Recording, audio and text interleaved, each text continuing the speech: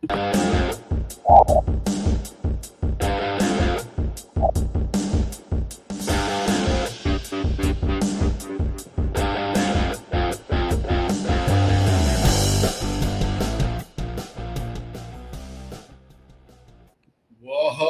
good morning, hockey fans.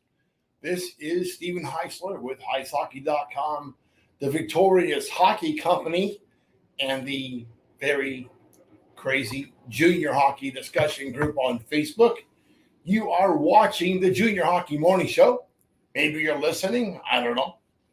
We are on the World Sports Broadcasting Network, WSBN.TV, Facebook, Twitter, YouTube. Today is Monday, October 9th, 2023.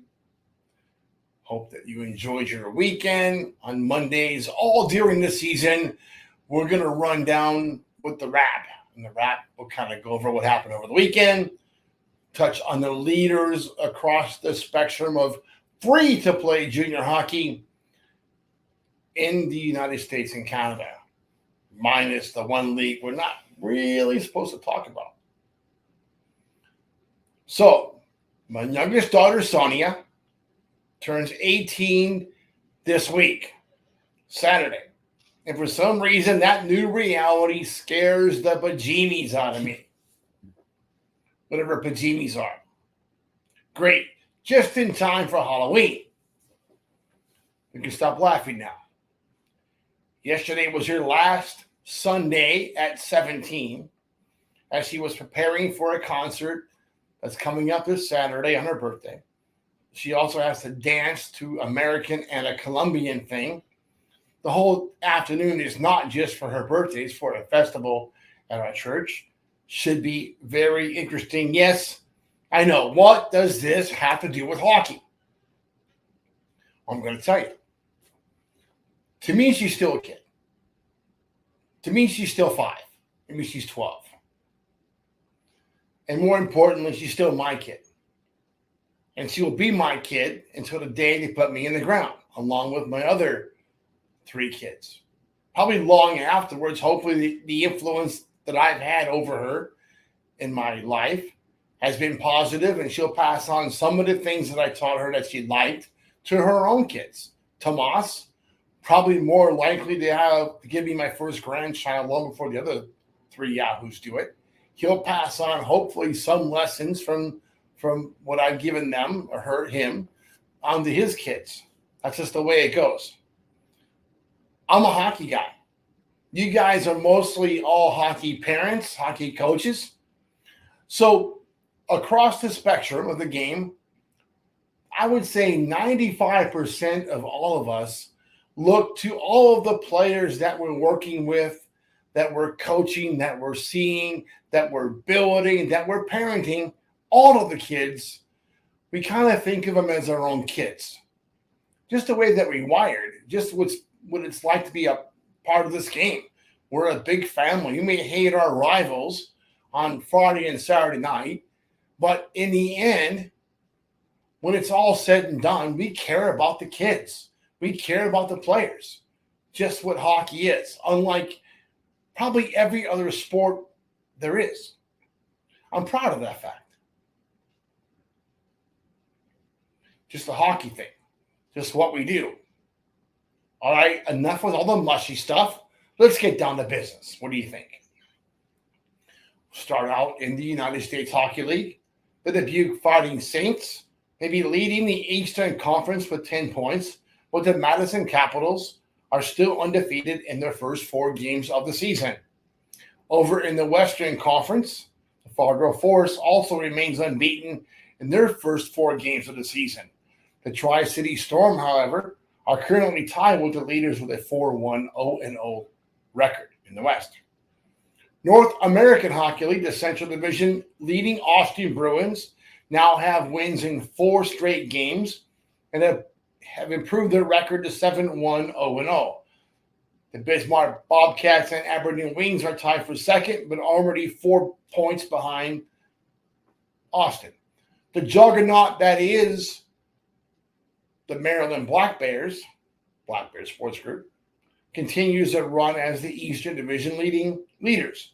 Winners in 4 straight games, 8-1, 0-1 in the last 10. Clint Mylock's crew have already built a 4-point cushion within their division. The expansion Rochester Americans, no, I'm not going to add Junior to that. That's ridiculous. Are raising eyebrows with their 7-4-0-1 record to begin the season. You know what? I probably did not think that Rochester would have much of a chance based on what I saw them drafting, what I saw them tendering. Really thought that he had no idea what they were doing. Shows you how much I know. I was kind of worried about Collins and company and what they were going to do and play favorites and all that mumbo jumbo. But clearly, they're making a go of this thing. Very happy to see that. There's always a mess in the Midwest Division. The Janesville Jets lead the way with 14 points, and every other team, aside from Springfield, are within a trio of points of the division-leading Jets. Things are starting to get back to normal in the South Division. The Lone Star Brahmas are back on top of the heap, a point ahead of the nearly homeless El Paso Rhinos and arch rival Oklahoma Warriors. In the British Columbia Hockey League, it looks like the Surrey Eagles are going to run away from every other team in this Coastal Division, undefeated in their first 6 games and loaded with NHL retirees on the bench. Cam Keith's crew looks like they're going to make a run for it. Things are a little more complicated in the Interior Division. The Vernon Vipers, Salmon Arm Silverbacks, West Kelowna Warriors, and Penticton V's are all bottlenecked at the top of the standings. Moving east to the Alberta Junior Hockey League, I think it's pretty clear that the good folks of Alberta are in for an incredible season of junior hockey. Unlike years past when Brooks kind of ran away with the whole darn thing, almost went undefeated on more than one occasion, this year looks completely different. While the Drunmiller Dragons, Block Falls Bulldogs, and Sherwood Park Crusaders find themselves on top of the table this morning, they all know that Ryan Papineau's Brooks Bandits still has the best record in the league with 7-1, 0-0 record.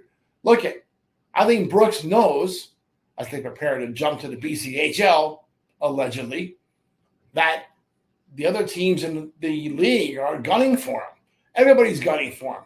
Brooks will get the best game from every single opponent this season. Just the way it is. It would also be a mistake to overlook the Calgary Canucks.